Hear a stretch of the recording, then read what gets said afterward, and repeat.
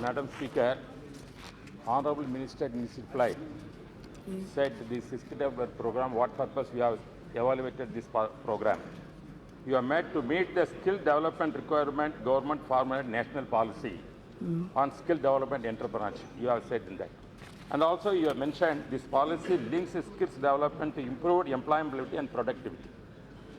But this program is a good program, but what is happening in the country, you know very well, whatever the government says, we have increased the productivity more and have also reached our GDP also high level. But it's not the correct. But most of the industries are closing stage, small industries.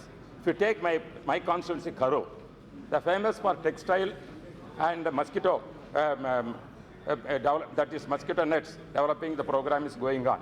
All small industries, madam, but most of the industries are closed down. Because the Chinese are dumping their product in our country, most of the people are purchasing the only Chinese product. Somehow that is happening. Our industries are not up to the mark. And also if you take Bangladesh are dumping their products, for especially in my constituency, all the mosquito net product is closed down because of the cheap type they are bringing. But our policy, I represent many times to the ministry also, they must stop this kind of dumping policy, and also illegally they are sending the products from Bangladesh to India. Therefore, my constituency is suffering a lot. Therefore, you are telling skill development means you have to give, because the quality of the product must be number one. That is low in our country nowadays. That is why the other countries are dumping their products, our people are purchasing. And also cost of the product is also very high.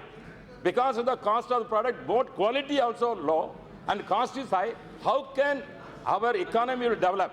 Therefore, in order to save all industry, you have to train the skill development, taking the rural people, and also most of the engineering college closing stage now.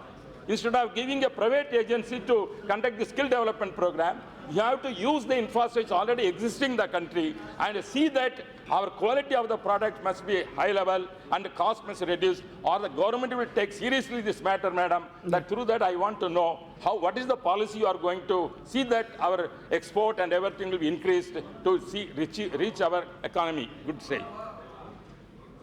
Madam, I must thank the Honorable Minister, Honorable Deputy Speaker, for actually analyzing the problem correctly. The whole problem lies in low productivity, not so good quality, not scalability, at the same time not allowing the products to be globally competitive, and that's the reason why it happens. I fully agree with you. So to address it fundamentally, we are coming out with a new industrial policy. That will be announced very soon. My ministry has already finalized it. Interministerial consultation is over. It will go to cabinet very soon.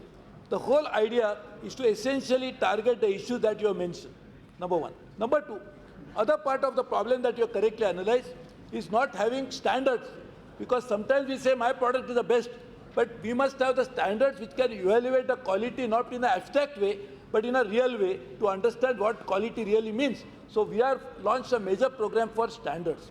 Number three, what you are saying is to ensure that the dumping doesn't happen.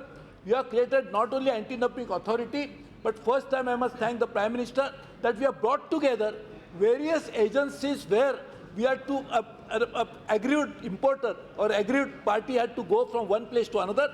You have amalgamated all those functions into one, and you have created a unified authority to deal with that.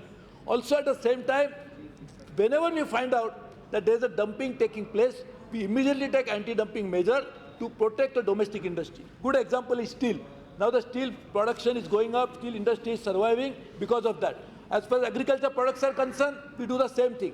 The black paper is a good example. Whenever there is a problem in the black paper, when the imports were exceeding the requirement and that was causing problem to the domestic farmers, we have taken those measures. As far as the training is concerned, what you are saying is right. District by district, when we do this district analysis, which my good colleague Mr. Dharmendra Pradhan's ministry does it, they take into consideration all these issues. But it's a dynamic process. Sometimes, as you said, mosquito nets may be a good idea. After some time, mosquitoes may disappear, and so therefore we'll have to go into the other issues that try to do that. So no, I understand. I understand. I'm just saying, so from time to time, we have to find out which is that industry which should need such a training and which we keep doing that. But at the same time, to also ensure this export that you mentioned, we have come out with a strategy how to increase India's exports by another $100 billion. Madam, I am happy to say that 17-18, our exports recorded the highest growth in the last 6 years. In the first few months, our records have been almost more than 20% on month-to-month basis. So our exports are also rising in an atmosphere where the trade is becoming a challenging issue globally. You must be reading in the newspaper that we don't talk about war for territory, we are talking about war for trade. And in that context, India is doing and trying to do our best. But all your points are well taken. We'll definitely take them as an input to formulate a policy. Shivaji Adalrao. Existing institution, that engineering colleges and polytechnics that you Yes. are not find the youth for